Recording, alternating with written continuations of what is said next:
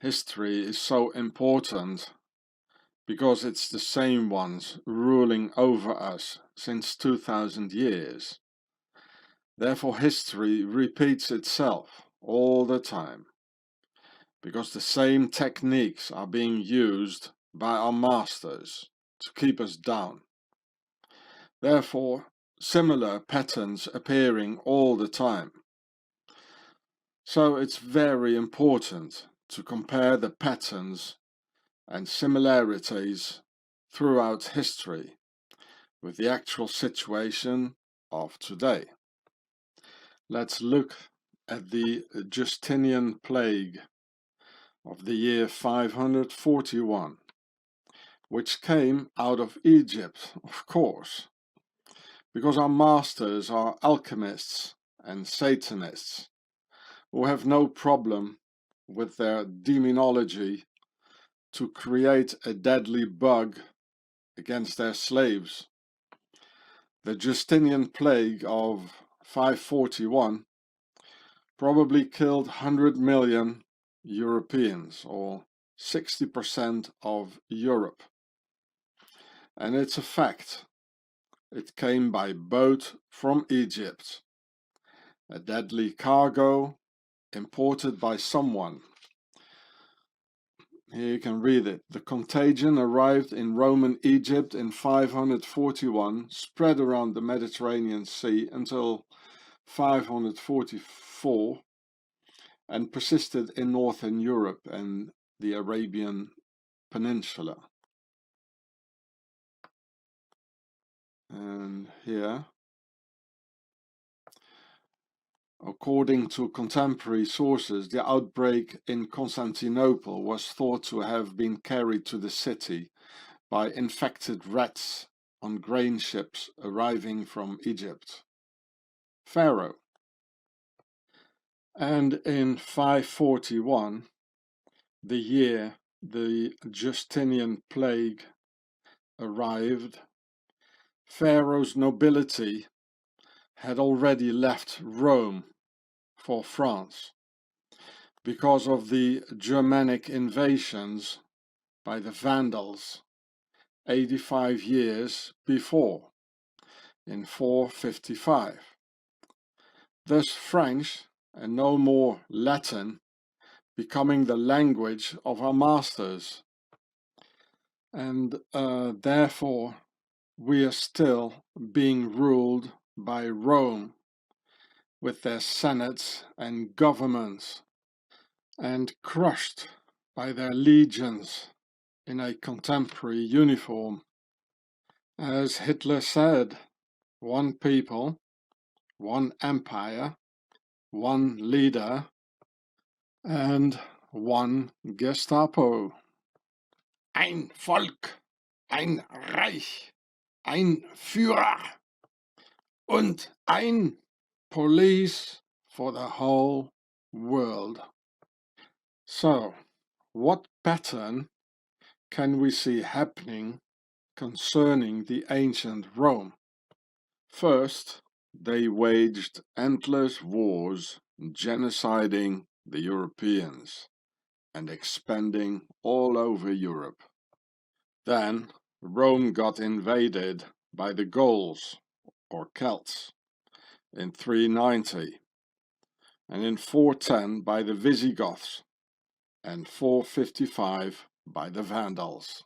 Then the pharaonic elite of Rome escaped to the Gaul, or France, expanding their nobility, and built their pharaonic castles as the Egyptian castle of Buhen, that looks just like their castles in Europe of Pharaoh.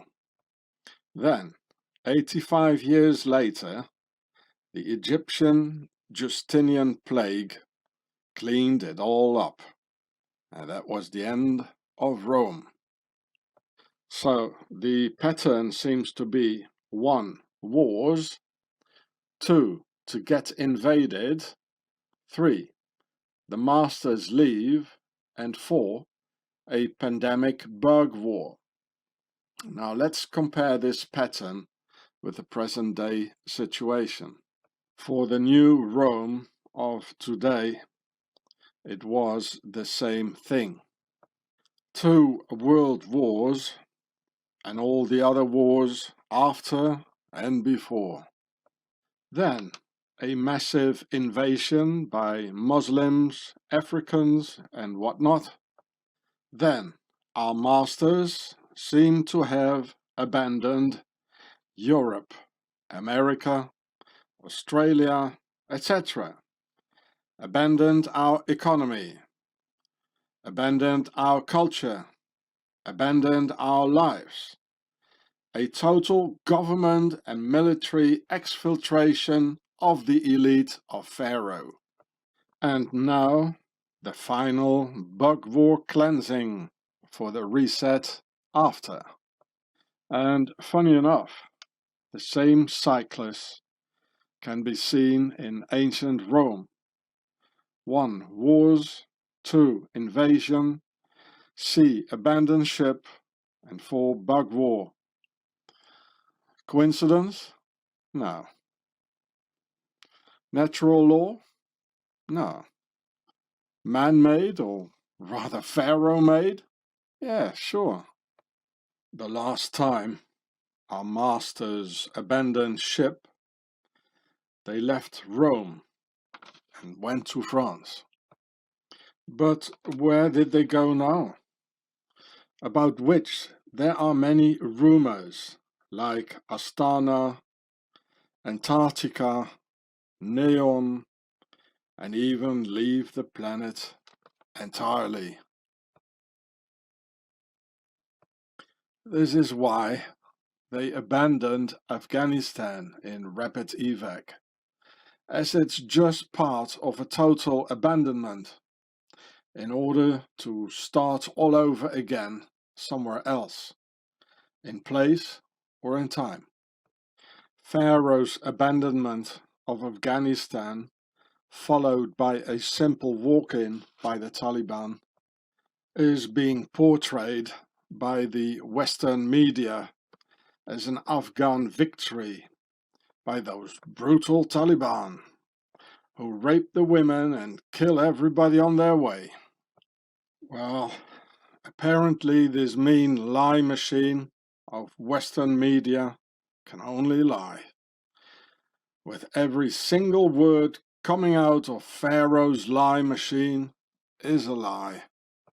Some Afghan women have been lured in by evil Freemason forces and seduced by their pink list killers to become like Western women.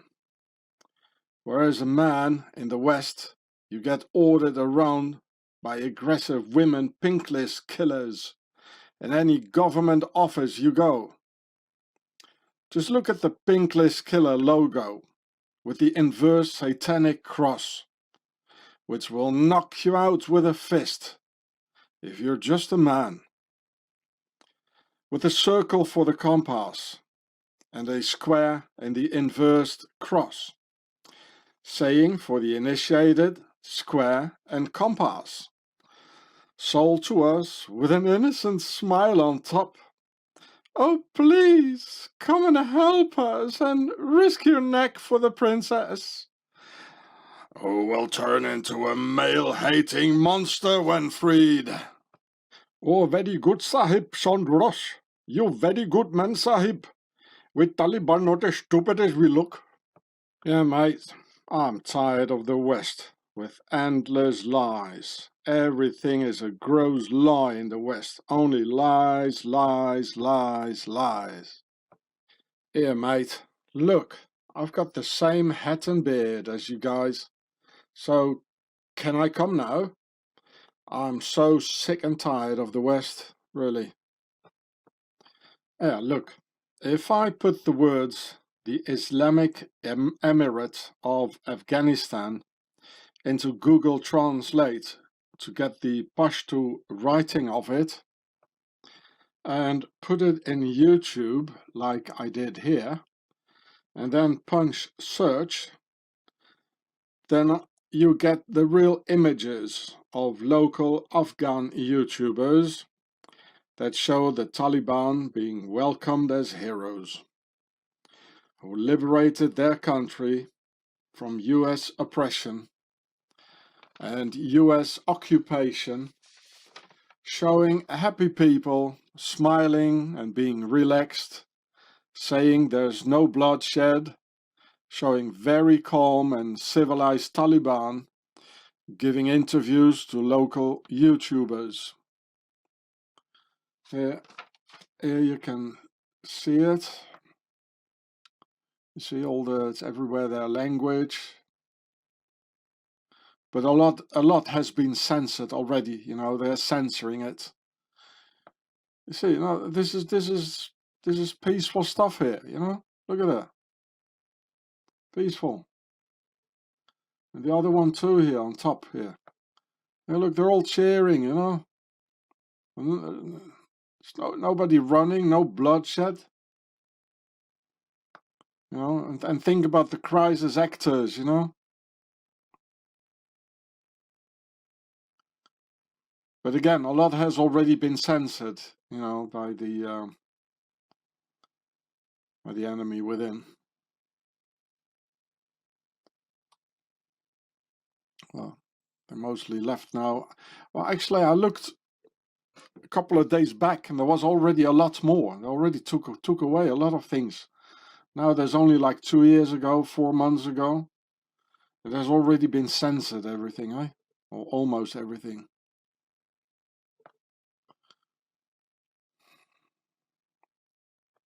Here, look, I think these are the normal women without a inversed Christian cross and without square and compass and all the rubbish, you know, they show in all the Western newspapers. No, this is from there, you know, you get this if you punch their letters in it. Look how she's smiling, you know, they're happy.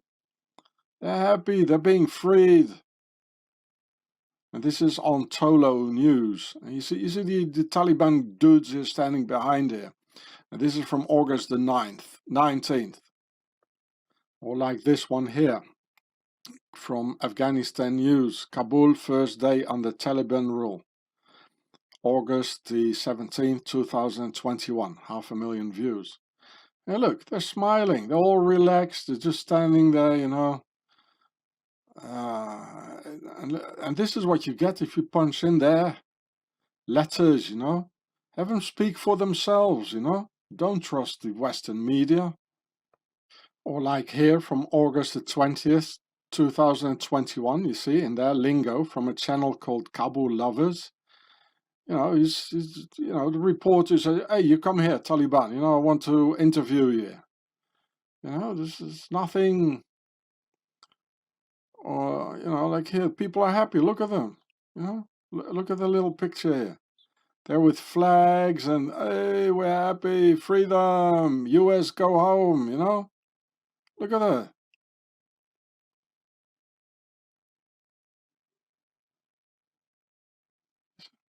Look, they're all happy. Look at that. It's like after a football match or something. Look at that. We're being lied to, people. Or like here, a YouTuber interviewing the Taliban here on August the 18th, 2021. On a channel called Hamayon Afghan Official. Right? Well, I mean, can't you see it? These are completely different pictures we see here as what BBC, CNN, and all the other liars they're showing us, eh? With their pink list killers, with the inverse Christian crosses around their necks. Or like here, I mean, this is a little YouTuber, 6,000 views on August the 21st. And these guys came apparently on August the 17th. You know, Taliban shaking hands with the traditional Afghan.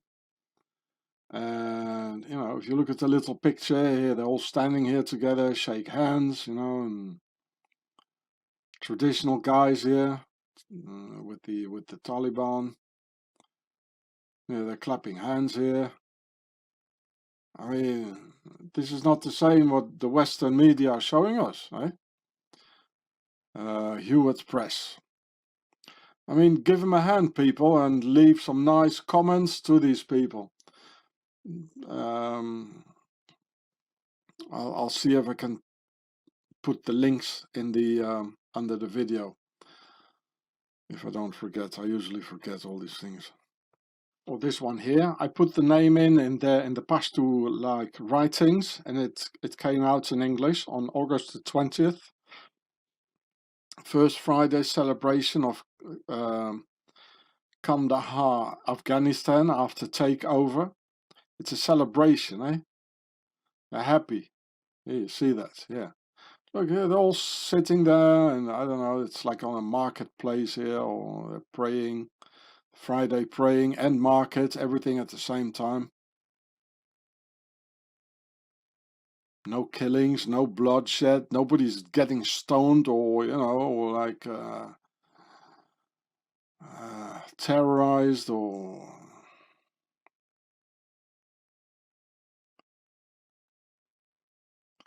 I mean, look at it yourself. I mean, there are 10,000s of videos, you know. This is Kavi Khan. Just a YouTuber, 30,000 views.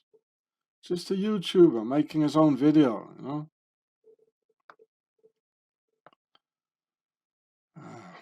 Nobody's getting whipped or punished or nothing of the kind.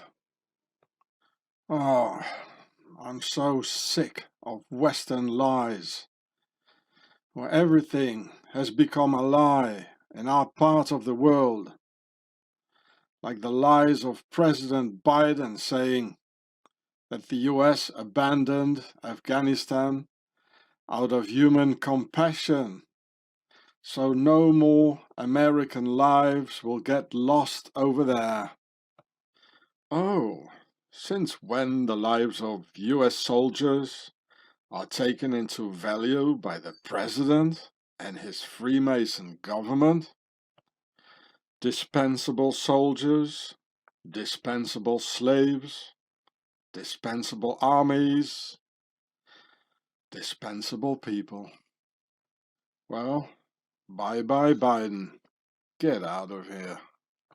Back in Europe, these government war criminals and pharaonic liars founded the Bilderberger by the Prince of Darkness, Bernhard zur Lippe Biesterfeld, a high member of the SS, and friend of 007, Ian Fleming, friend of the British Royals, and he was a member of the Order of the Garter.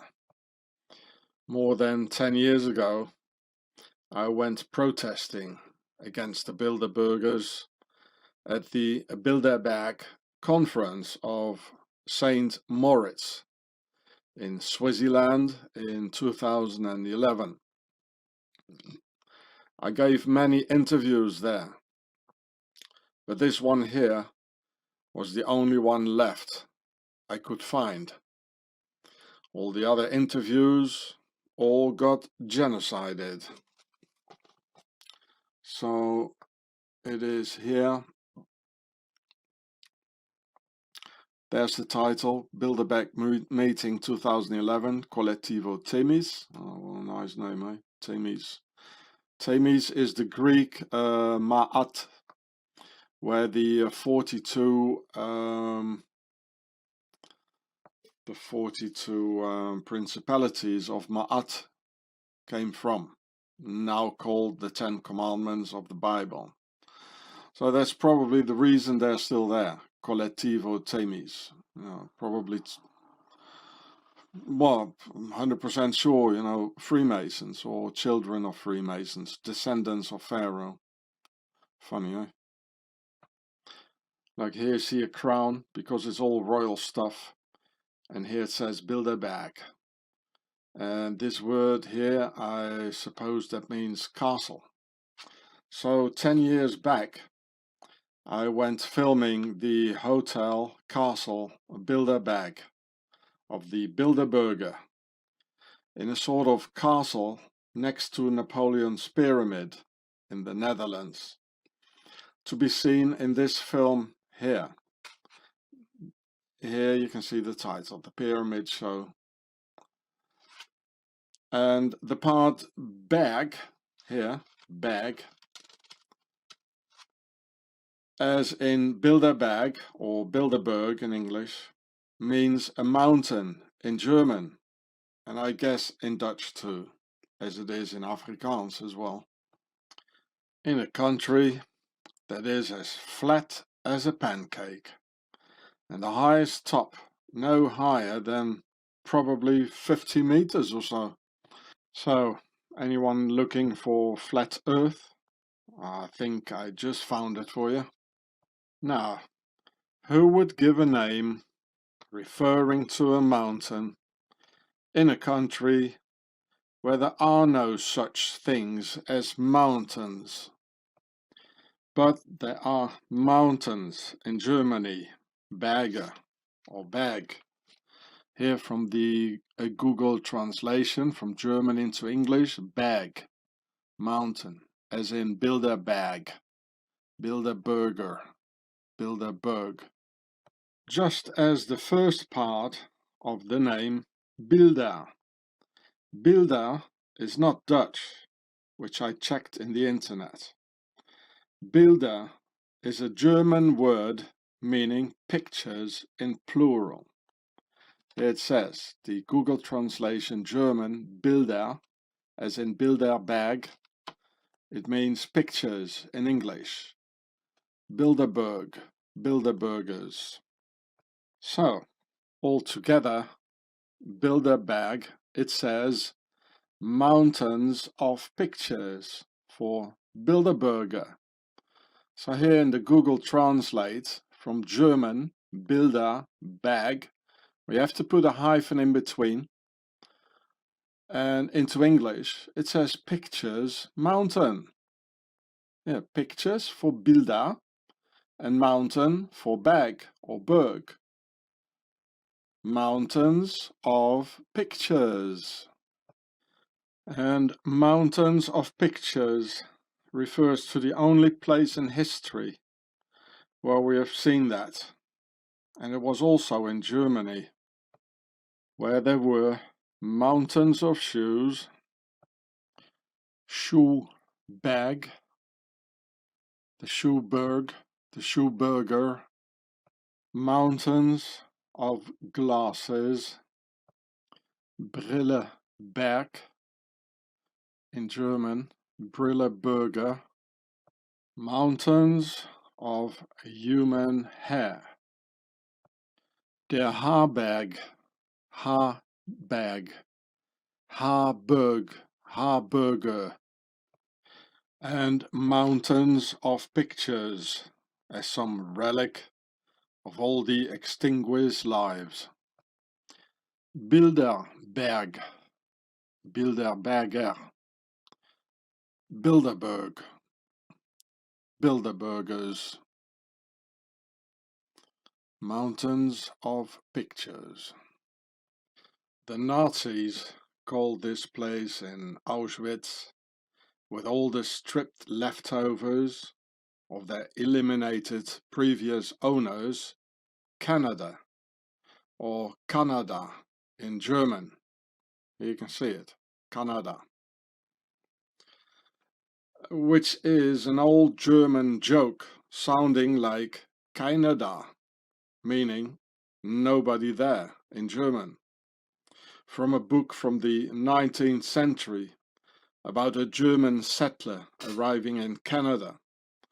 There was only wilderness at that time and no people to see.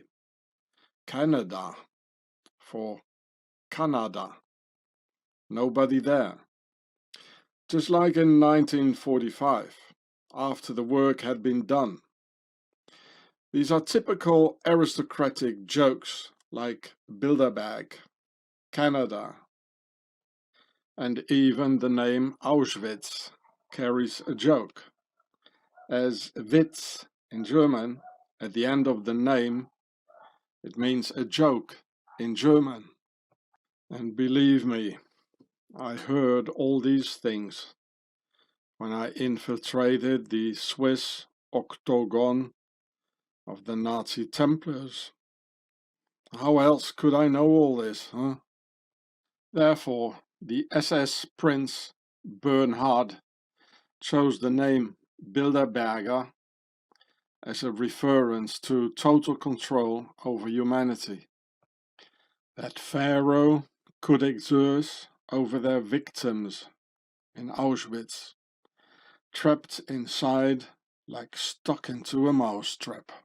Also, like for those who will experience this soon, those who refuse to accept Pharaoh's poison in their veins, or 28,000 defenseless white Christian Boer children in South Africa, all murdered in British-made concentration camps by Pharaoh's nobility, Lord Kitchener, and his bloodthirsty pal, Lord Winston Churchill, born in the Blenheim Palace, son of a duke.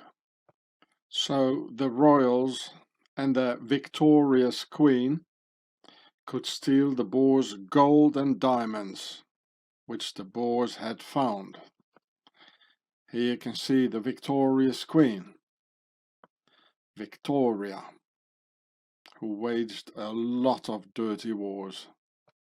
Napoleon's pyramid is called the Pyramid of Austerlitz, and the Bilderberg Hotel next to it, the Castle of the G.U.R.E.H. Here, don't know really how to pronounce it. And the whole area has a high pharaonic density of obelisks, emperors, pyramids, kings, queens, Bilderbergers, octagonal palaces, and most of all, royal Nazis. So why am I showing this to you? Because here was the house of the German emperor when he got kicked out of Germany, and somewhere here was the Austerlitz, was this pyramid of the of Napoleon. I think it was like here. The Bilderberg Hotel also like next to it, and I think like here was the palace where the Prince of Darkness, the SS Prince, was living, the Prince Bernhard. So he was living right next to the German Emperor, himself also deep into Nazism. In the very vicinity of Napoleon's pyramid and the Bilderberg Castle of the G.U.R.E.H, you'll find just a few miles away the Castle of Dawn of the German Emperor Wilhelm II, where he lived from 1918 to 1941, which they merely call a house, in order to make us forget that the German Emperor Wilhelm II was living there. And here you can see this pharaonic emperor in 1917 with a Freemason skull and bones logo on his hat, just to give you an idea where the Nazi SS actually derives from. Yes, the nobility, including their Nazi Templar cousins of the New World Order in Swaziland, of course. And the charming logo on his hat means, let's go and kill the white race.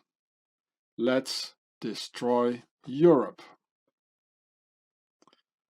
And here on his breast you can see all the logos, you know, the octagon, a couple of Templars crosses, the sash, most surely in blue for the war against us. Here another crown,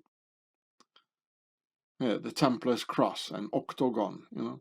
So it says octagon of the Nazi Templars on his breast, because they all know exactly where they come from, and that their ancestors of this worldwide per a big house nobility come out of Pharaoh's Egypt. Templars cross, pyramid, 3D, 2D.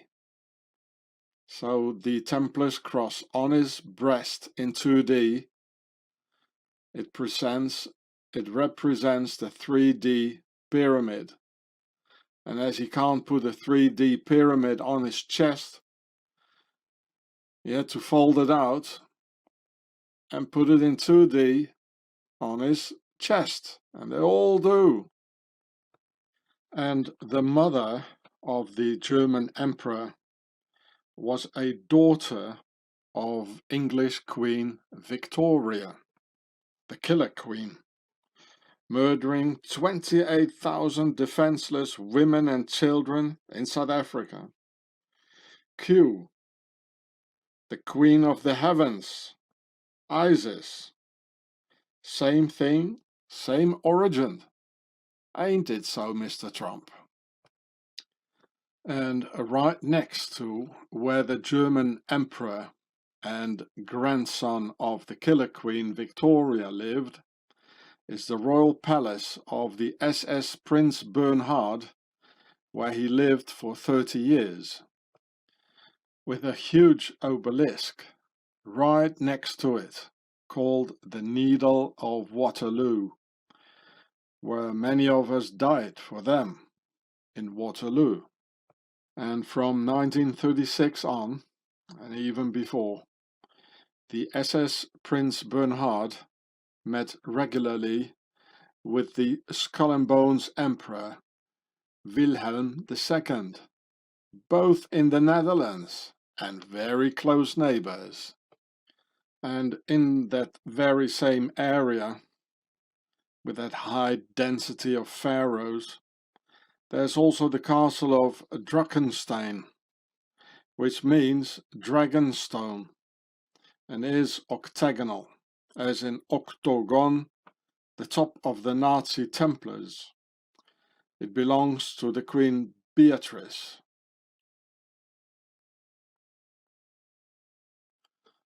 And this castle is right next to where the Skull and Bones Emperor of Germany lived and the SS Prince Bernhard. Therefore, the 8 death sacrifice for octagon in front of a huge obelisk, and obelisks are usually used as tombs for pharaohs on a cemetery, like these pharaohs here of the Dutch royal house of Orange. And here it says 8 deaths. So there you see, there's the obelisk. It's called the Needle, like the Needle of London.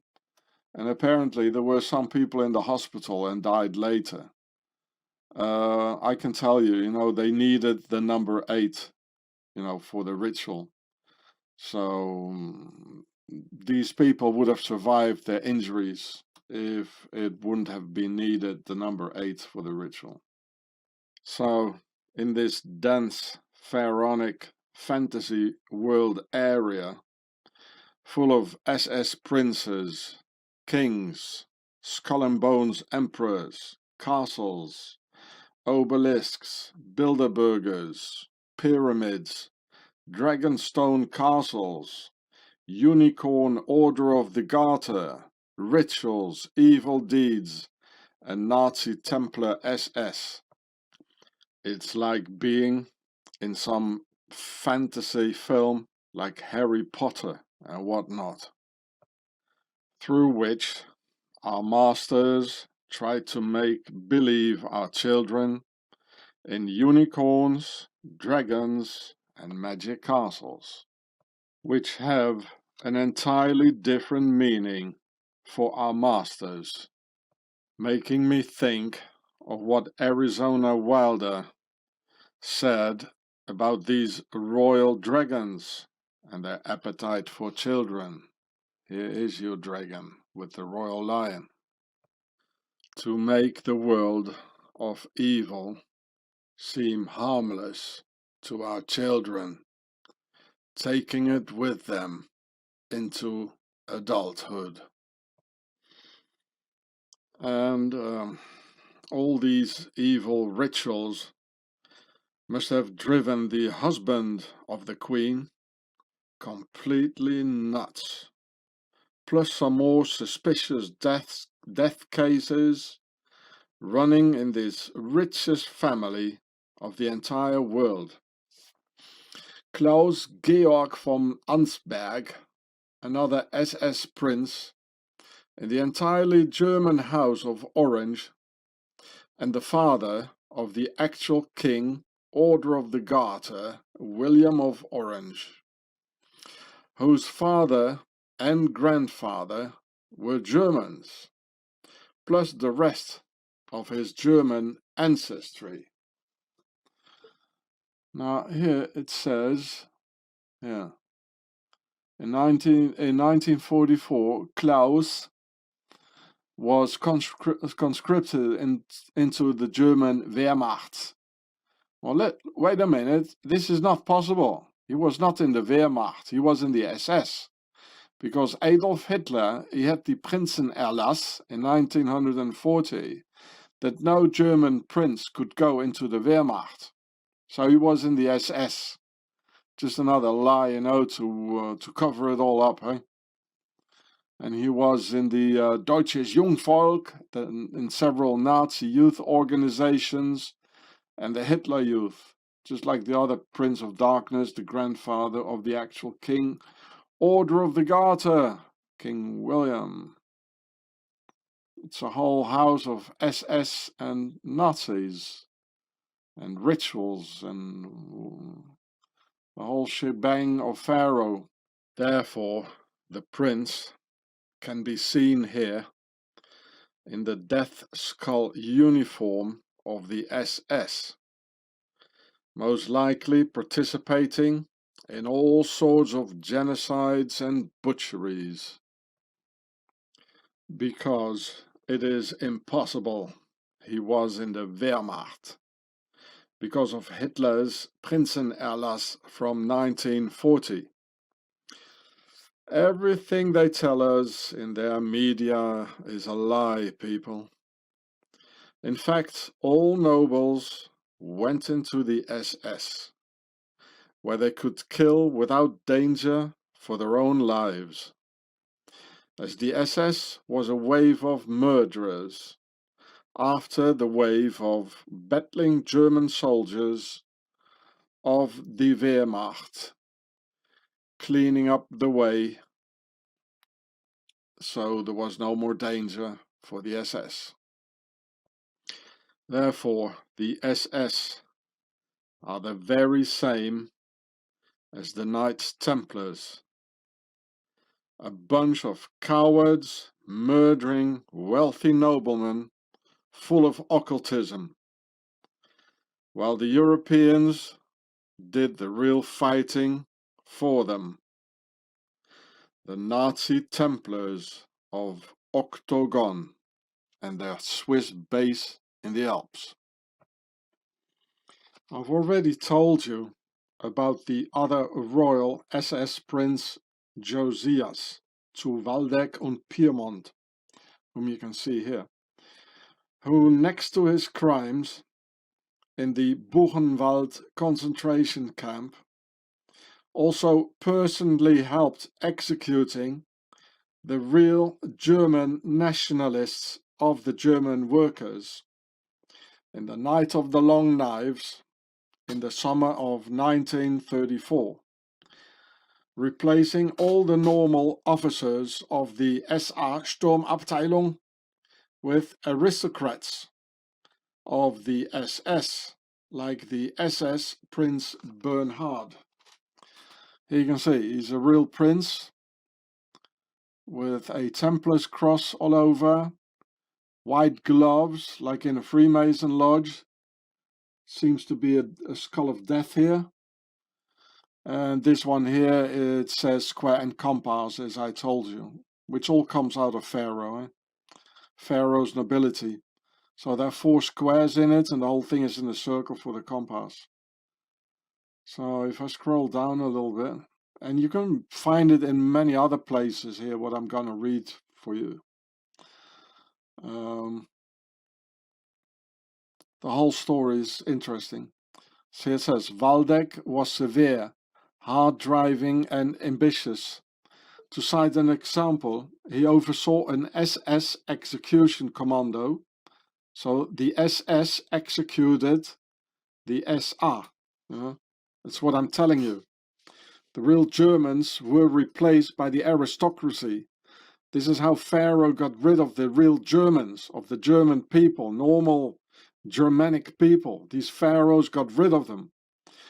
Yeah, he oversaw an SS execution commando at the Stadelheim prison near Munich during the Rome Purge in June 1934, the night of the long knives, when he had to order the executions of several former comrades. Yeah, comrades. Well, he gave him the name of comrades. He just stabbed them in the back.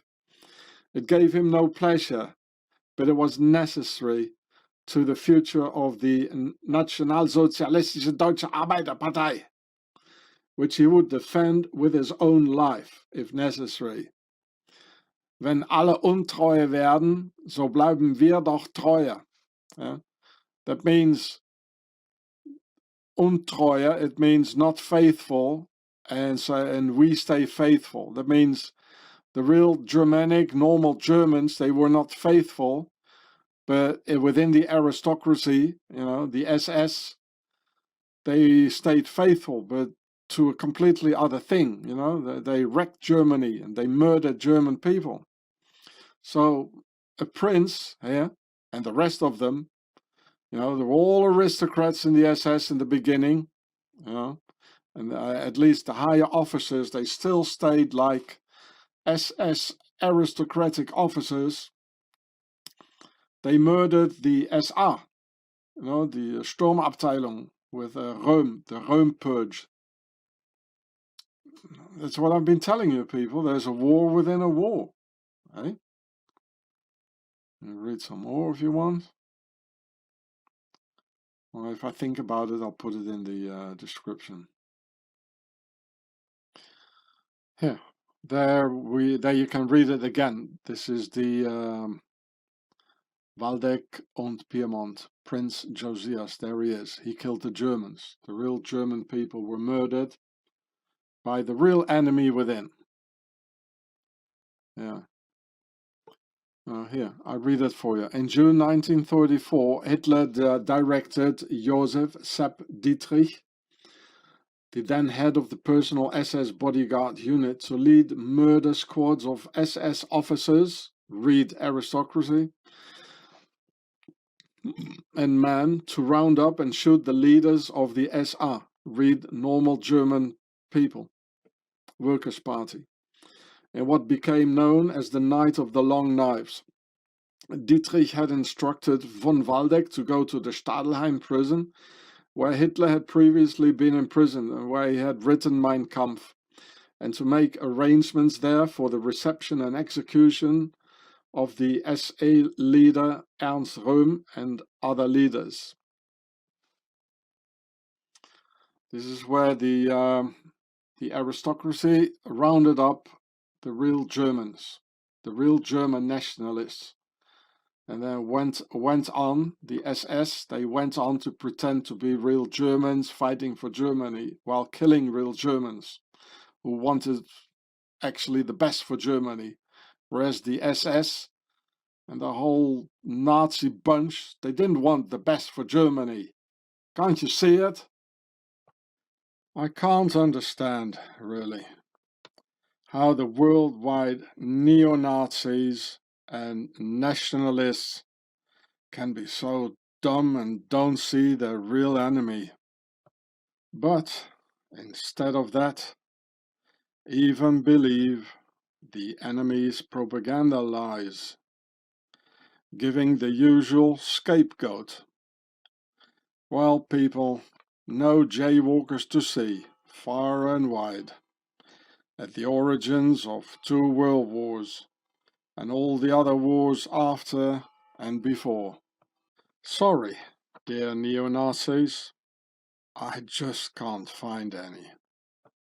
But I've got the real enemy of our white race, well, real good in the crosshairs though. Now, listen carefully. This SS Prince General Josias to Waldeck und Pyrmont was even a nephew of Queen Emma of the Netherlands.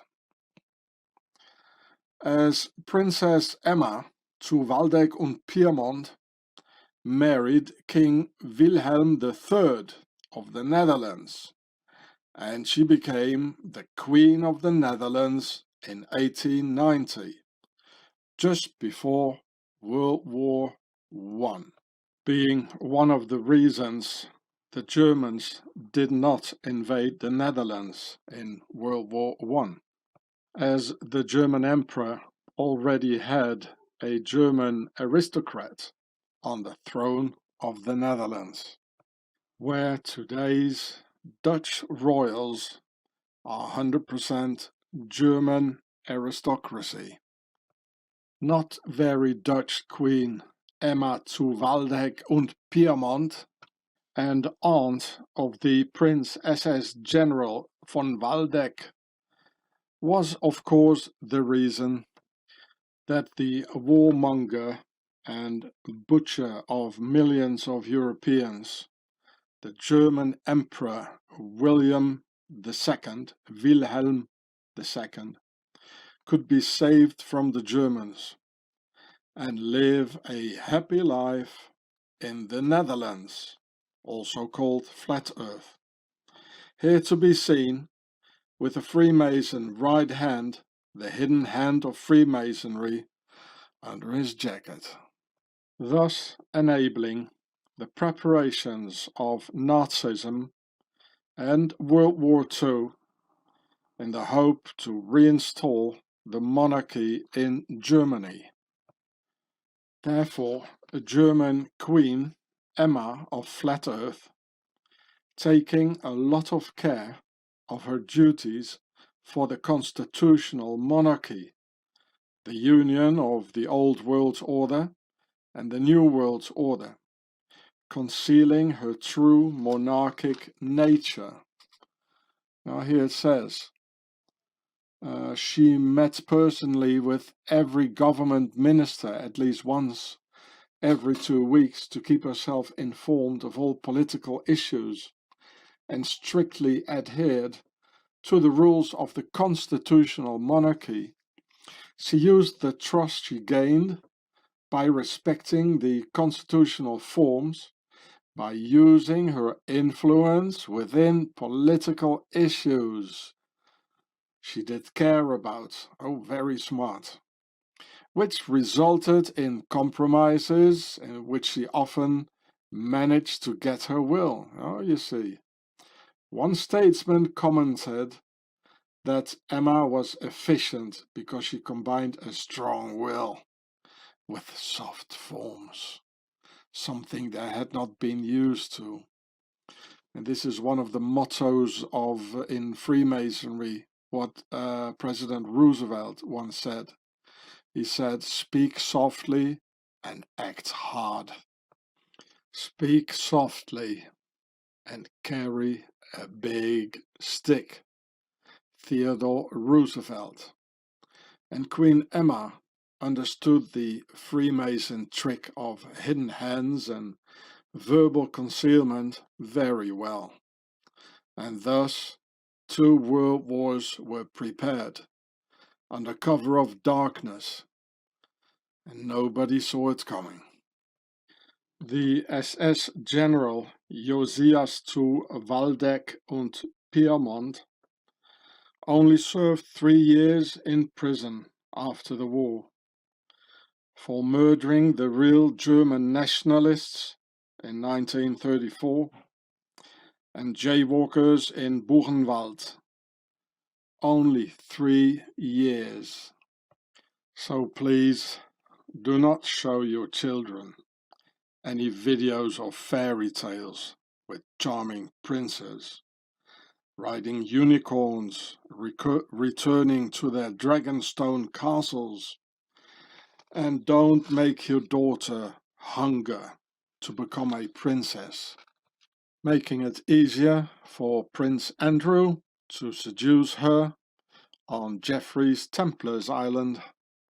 Look, here's Jeffrey's ranch in New Mexico. We all see the square and compass. It says square, it's in a big square with a circle. So it says square and compass. And it's divided. There's also a couple of squares here because it's like a cross or a crosshairs. And there are 4 parts in it for the concept of 4. And the here are 3 parts, 1, 2, 3, 3 lanes for the concept of 3. And it's also the sign of the zodiac, as the Zodiac Killer, or on the Swiss watch. So it's the same symbol as for the symbol of the Zodiac Killer here. And I made this video about it here on my Israeli channel, and it's the same title I had in my video on YouTube. It's the same as Jeffrey Epstein has on his New Mexico ranch in America. This aristocratic mass murderer, the SS Prince Josias of Waldeck and Pyrmont, had a son with his wife, the Duchess Alsburg von Oldenburg, whom they called Wittekind. It means the white child, maybe like the pale horse, and whose godfathers were Adolf Hitler and Heinrich Himmler, and who became a lieutenant colonel in the present-day German army. Here you can read it in this website here in Wikipedia, former German nobility in the Nazi Party. So Prince Josias and his wife, the Duchess Alsburg of Oldenburg, were the parents of Wittekind, Prince of Waldeck and Pyrmont. Adolf Hitler and Heinrich Himmler were his godfathers. Wittekind, who served in the German armed forces as a lieutenant colonel, succeeded as head of the House of Waldeck and Pyrmont when his father died on November the 30th, 1967. So this war criminal here, the Prince war criminal, well, he lived another 30 years in liberty and having a good time, you know, while he was a general in this here, in the SS, and murdering people. It's the same one still ruling today, huh? You can see that. A lieutenant colonel, his son. Same ones, nothing has changed.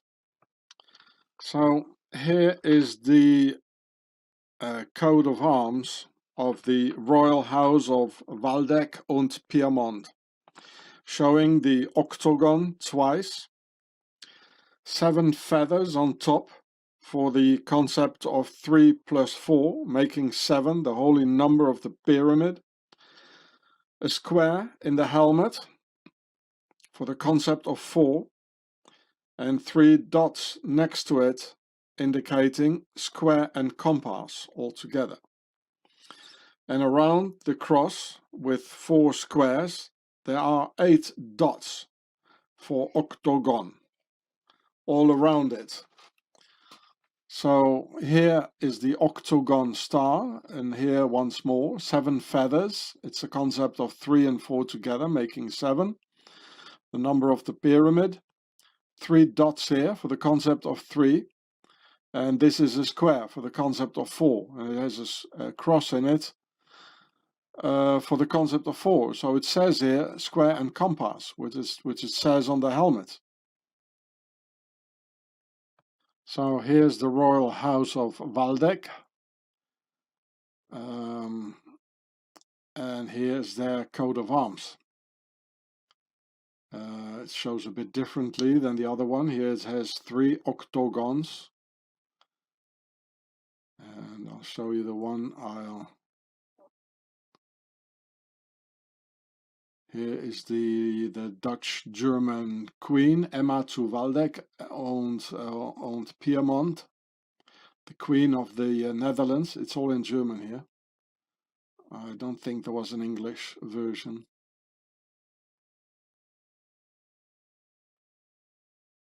And here again comes the coat of arms I just filmed for you. Stammwappen in German. So I quickly show you some more of the royal houses in this website on Wikipedia, former German nobility in the Nazi party. And that's why Adolf here is having such a terrific time with the son of the emperor. The Emperor William II, his son, with the octagon around his neck. And okay, let's go. So the Kingdom of Prussia here. I'm not going to read it all for you. You can do it yourself, And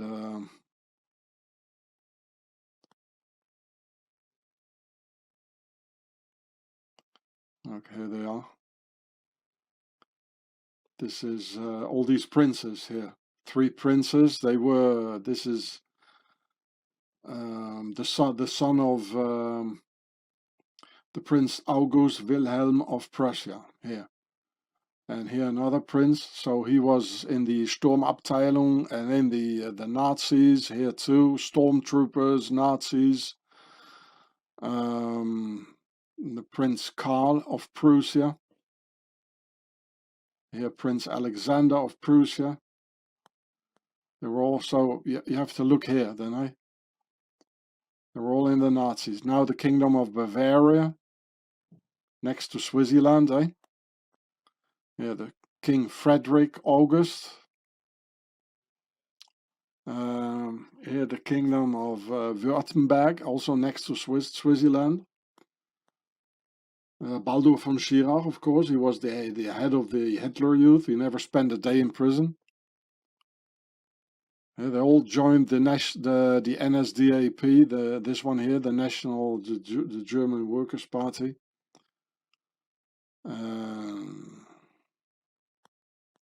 Here as well.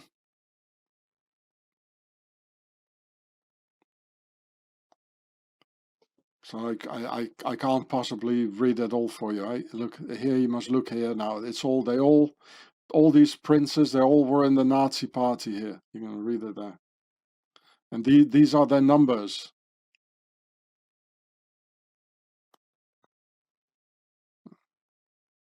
This is the Duchy of Baden. I can't read it all. The Duchy of Hesse.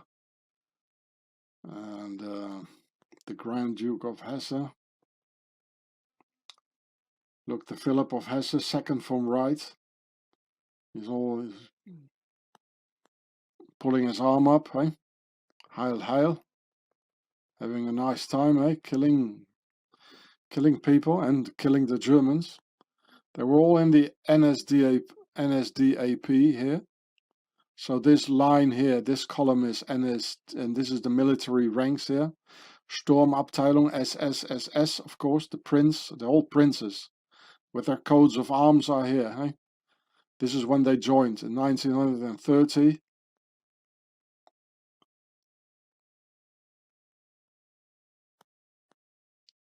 Even the ladies, the princess, they're all in the Nazi party. These are the coat of arms, the double cross here. Showing a lot of lions with crowns, of course. And here the prince, and the SS and the Sturmabteilung, they're all in the Nazi party.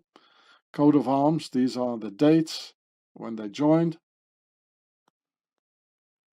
All the princes, the entire nobility, they were all in the SS, people. Yeah, there's some more. Yeah, princess, prince, all in the Nazi party. All of them. This is the Grand Duchy of Mecklenburg-Schwerin in the north of Germany. Here it says, NSDAP, the Nazi party, when they joined, military rank, SS, title, and this is the royal house. I could tell you a lot more about it, but that will take too long, eh? So just look for yourself now, eh? And look at the pictures, you know. I don't see any jaywalkers. I don't see any, eh? It's all a lie. And of course there were some, but they were not real jaywalkers. They were the RF-RAF. And the whole nobility here, they come out of the RF-RAF. It means Pharaoh. The RF-RAF, it means Pharaoh. When they crossed the dip, you know, with the Exodus, leaving Egypt.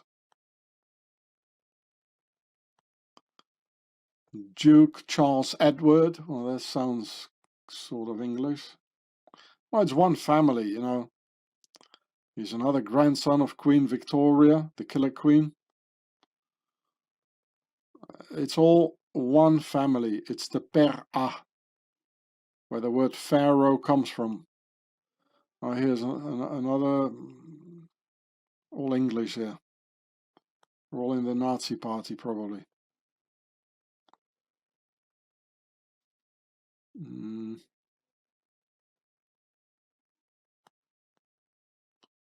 Charles Edward, yeah. Charles Edward held the same SS rank as Prince. He was a general. Well, Charles Edward was a general. Whoa, Charles Edward between Hermann Göring and Joseph Goebbels here. Mussolini, well, he was called Il Duce, means the Duke. Living in a castle, married to an aristocrat, and he lived 2 years in Switzerland where they taught him. Yeah, Saxe, Coburg and Gotha. Nazi party, when they joined, the military rank, Prince Rainer of Saxe, Coburg and Gotha. A lovely bunch, aren't they? Sturmabteilung. Anyway, they're all the left column, there's all filled up. They're all in the Nazi party. With the numbers. It's a very good site, a very good YouTube site here. The Duchy of Saxe-Meiningen. They all joined the Nazi party, all these princes, all, you know. And maybe if it doesn't show a military rank, you know, it's even more dangerous because they hide it, you know, like talk softly and keep a stick behind, eh? Roosevelt. Here too, princess, prince in another one. He looks like the SS prince. Well, he was in the SS. He was an SS prince of Lippe, just like the Prince Bernhard. He was in the Nuremberg trials. Well, he never did a day in prison, of course. Here he is, the Prince Bernhard. He was in the Sturmabteilung. He joined the Nazi party in 1933. And then he became a wing commander in the RAF. Well, can you believe it, eh? He's a friend of George VI and Churchill and Ian Fleming. They just turned their vests around, eh? Yeah, all more princes, all Prince Karl, Christian, Prince Ludwig, all in the Nazi party. And they probably all were in the SS as well. Murdering and raping people all over. What the aristocracy have always been doing. Yeah, Schaumburg-Lippe, the principality. More princes. All in the Nazi party, having, what is this, I can't read it here, but anyway, it's the Sturmabteilung. And they betrayed the real Germans in the Sturmabteilung, and they murdered them all in the night of the long knives. Eh? The Principality of Schwarzburg, it's like Blackwater. Principality, here we are, Waldeck-Pyrmont. I already told you enough about this one. Here we got Josias. Even his sister was in the, or his wife was in the Nazi party. His sister as well. Principality of Reuss-Greiz. Principality of Reuss-Gera. All in the Nazi party, all the princes. These ones too.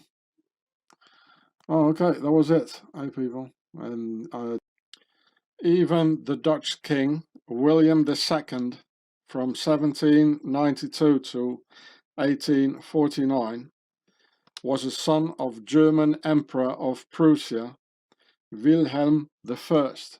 Here it says. So King William II was the son of William I and Wilhelmine of Prussia. You know, so well, the whole flat Earth is German. So here you can see it one more time. The killer queen Victoria here, and the grandson, her grandson, is the Kaiser Wilhelm II of Germany, the World War I butcher of Europeans. And King George V is a cousin of his, together with the Tsar Nicholas II. They're all cousins. It's one big family who sent you Europeans into the war and you die by the millions. And now they want to stick their poison into your butt. So when the First World War German Emperor Wilhelm II and grandson of Queen Victoria lived in exile, together with the rest of this bunch of German aristocratic Nazis ruling over the Netherlands, he was vividly hoping for Nazi success in order to restore the monarchy.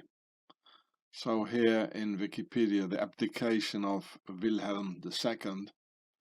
In the early 1930s, Wilhelm apparently hoped that the success of the German Nazi Party would stimulate interest in a restoration of the monarchy, with his eldest grandson as the fourth Kaiser. And he was a fanatic anti-jaywalker and absolutely thriving during the anti-jaywalker pogroms of 1938 during the Crystal Night. So here is views on the capital views on Nazism in Wikipedia of Wilhelm II, the German emperor. And here he had the nerve to say that he agreed with the Jewish pogroms and understood why they had come about. And here a little bit down here. Here it says that he is anti-England, anti-jaywalkers, anti-Freemasons. And he argued that the English ruling class were Freemasons, thoroughly infected by Judah. You remember the picture being him like, you know, with the hidden hand? So Wilhelm asserted that the British people must be liberated from Antichrist Judah. We must drive Judah out of England, just as he had been chased out of the continent. That was the German emperor, living in the Netherlands, being a friend of the Prince of Darkness, the SS Prince. And all his sons were in the SS and in the German Nazi Party. And you can't take a single word seriously what these pharaonic liars tell you, accompanied by their charming smiles or serious expressions. The guy was a Freemason. There is no doubt You don't put your hidden hand like this, like an important person like this, the hidden hand of Freemasonry. And he was also in the Order of the Garter. The lie is their biggest weapon, just as we can see today with the poison they want to put in our veins. Just turn everything around what the politician, kings, queens, and media say, and you'll have the truth. As simple as that. It's all inversed speech of evil. Now, you picture the guy again with his Freemason hand, the hidden hand under his jacket, and I'll read it out for you again here in Wikipedia about Wilhelm II. So picture the emperor with the hidden hand and listen. He argued that the English ruling classes were Freemasons, thoroughly infected by Judah. Liars. And there's a reason to it. Even foreign nations, like here the Marshall Islands, they have made stamps about this terrible happening. It says the bombing of Rotterdam, Low Countries invaded in 1940. So when the Netherlands surrendered in May 1940, because the Nazis started to bomb civilians, as in Rotterdam, with thousands killed, he wrote to Adolf Hitler, "My Führer, I congratulate you and hope that under your marvelous leadership, the German monarchy will be restored completely." Here you can read it. Being true aristocratic gratitude to the country and people who saved him in 1918, giving him asylum when he got kicked out of Germany. Thanks a lot.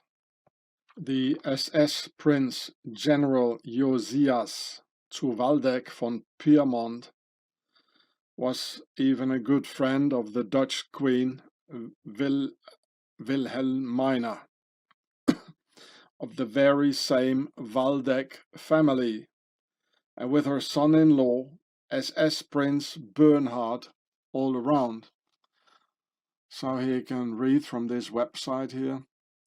The Erbprinz, hereditary prince, had an extraordinary and varied career and enjoyed an especially close relationships with Himmler, Heinrich Himmler, the head of the SS, and the eldest son of the last ruling prince in Waldeck, the nephew of the King of Württemberg, and the Dutch Queen. So you see how from the aristocratic side, World War II got organized in the Netherlands in collaboration with Octagon of the Swiss Nazi Templars. Because in fact, there is the main monarchic Old World Order, vertical rule. There is the Swiss Templar New World Order, horizontal rule of the Republic. And yet, another party, the third party, which is the union of both of them through the Order of the Garter.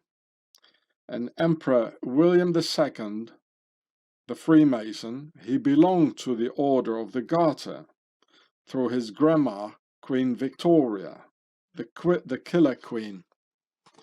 And you can read it. Wilhelm finished high school on his 18th birthday, received as a present from his grandmother, Queen Victoria, the Order of the Garter. And this is why he must have been a Freemason, because if you belong to the Order of the Garter, you must be a Freemason. It's not possible otherwise. And this is not just the black nobility, what some people say, but it's the entire pharaonic nobility, who are a huge menace to humanity and a danger to our freedom.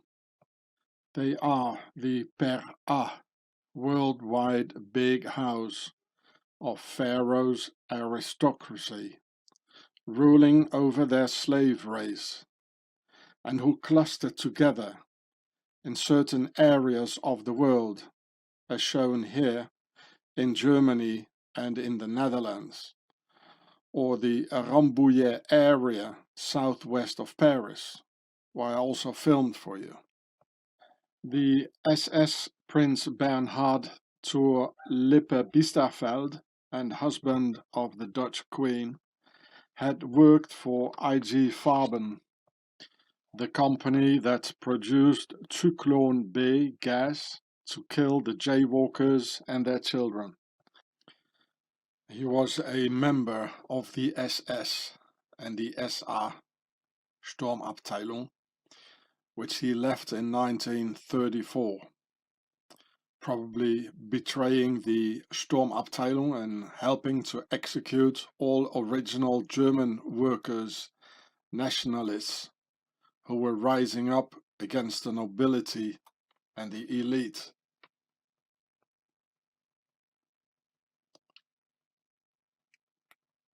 Here it says, Bernhard studied law at the University of Lausanne, Switzerland,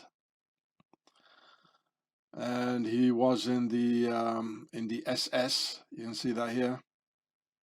And the prince eventually went to work for the German chemical giant IG Farben in the early 1930s, then the world's fourth largest company,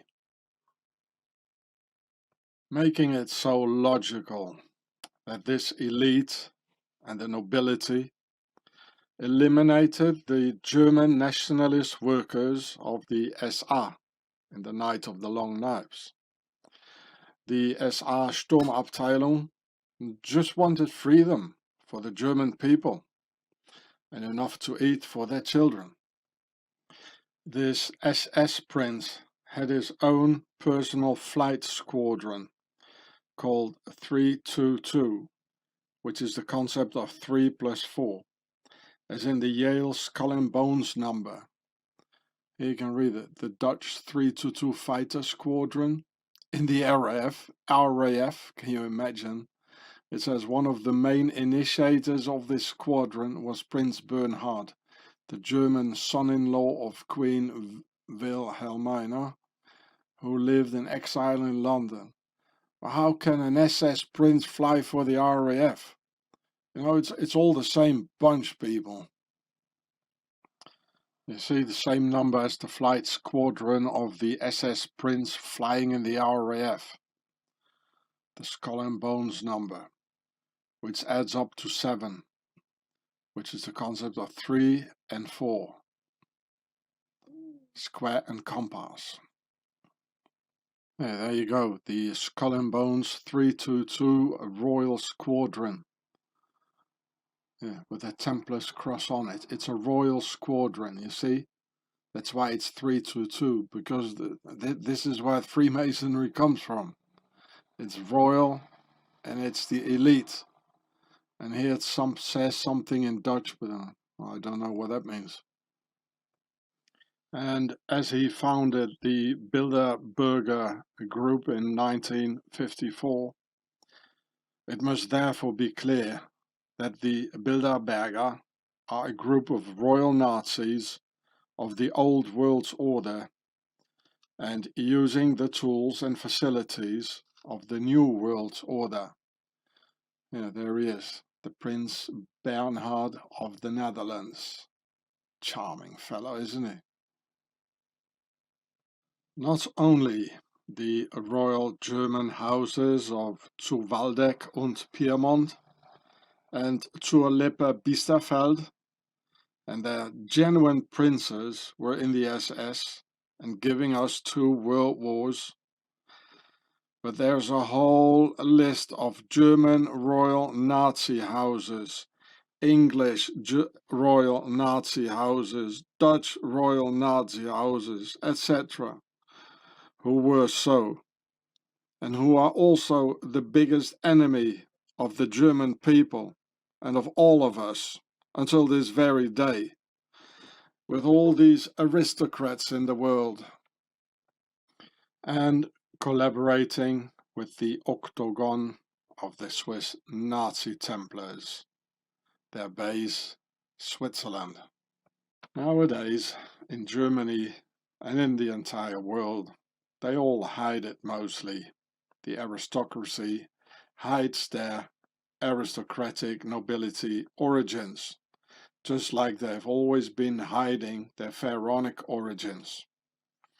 Like here, the former defense minister Ursula von der Leyen, related to the counts of Faber-Castell, and of course the royal house of Leyen, of the von der Leyen family, who gave governors to slave states like Carolina, Virginia or Pennsylvania, as it might be clear now that the slave drivers were all of Pharaoh's nobility and not us, the white race, who are slaves ourselves in a still feudal system by these pharaohs. And if I scroll down here, you can look, here's their royal coat of arms here. There are 3 times for the concept of 3, the seal of Solomon, King Solomon, who was one of their pharaohs. They're all pharaohs. You got this bird standing on one leg, and there she is again when she was younger. Look, here she's being driven around like Queen Elizabeth, you know, being driven around in the carriage.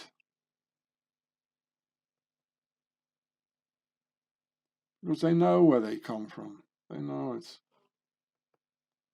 Here she was the defense minister. Together, here she's in the US. Together with all the Skull and Bones boys.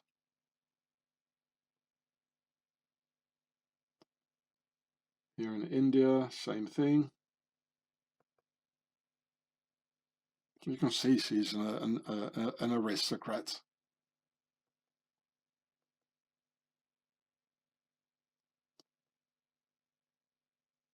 Oh, together with Henry Kissinger. Oh, nice.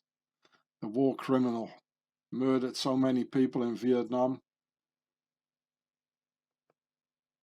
She censored the internet in Germany or all over Europe. Here she is with Donald Trump. They're all the same bunch. Here she is with Putin. All bunch of pharaohs.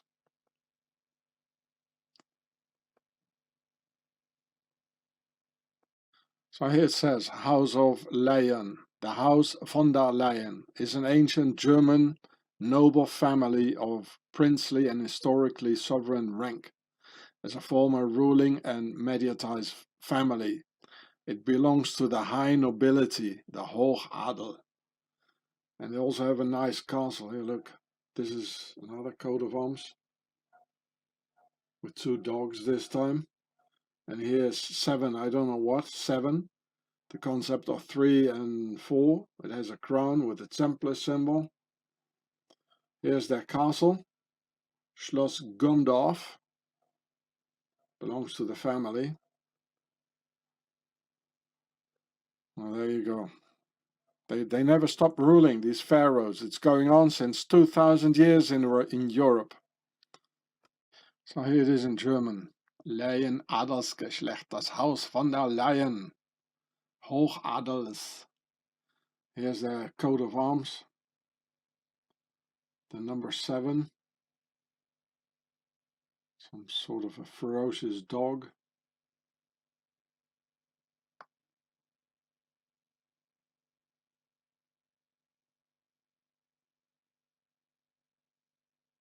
Freiherren von der Leyen.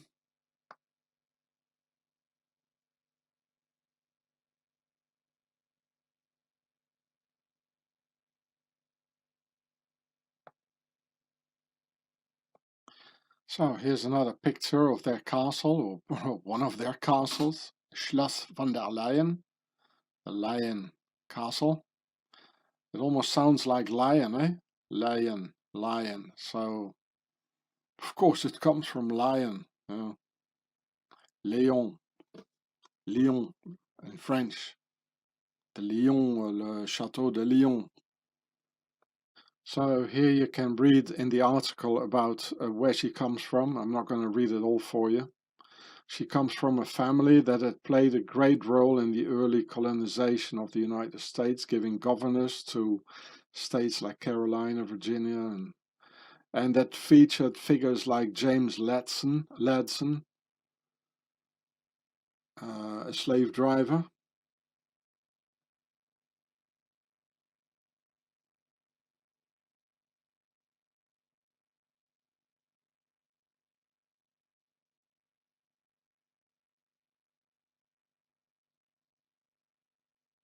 Here, let's have a look at the picture first.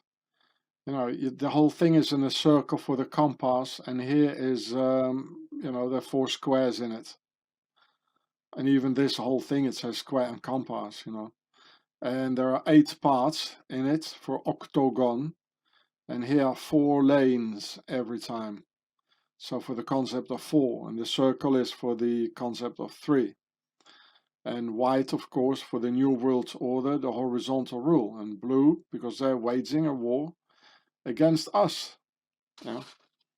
So now this is Ursula von der Leyen, the aristocrat.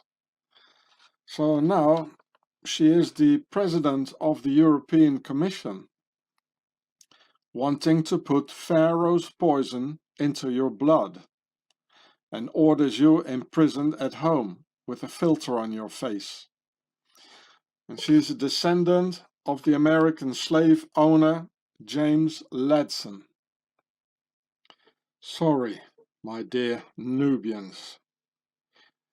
We of the white race didn't do it. We are slaves ourselves of this nobility. So this is the American slave driver James Ladson having 200 slaves, and among Ladson's descendants is Ursula von der Leyen, who briefly lived under the alias Rose Ladson. So the former German defense minister and actual president of the European Commission is an aristocratic descendant of U.S. James Ladson, who had about 200 slaves. She is now the master and owner of all the European slaves, and telling them to be locked inside, cover their faces with some sort of a coffee filter, and take Pharaoh's poison in our veins, and kidnap our children soon, as already been done in Australia. So I quickly like to repeat this for the Germans. So James Henry Ladson ist ein Sklaventreiber in der Sklavenhandel. Der hat ungefähr 200 schwarze Sklaven, und unter seinen Nachkommen ist Ursula von der Leyen, die 1978 unter dem Pseudonym Rose Ladson lebte.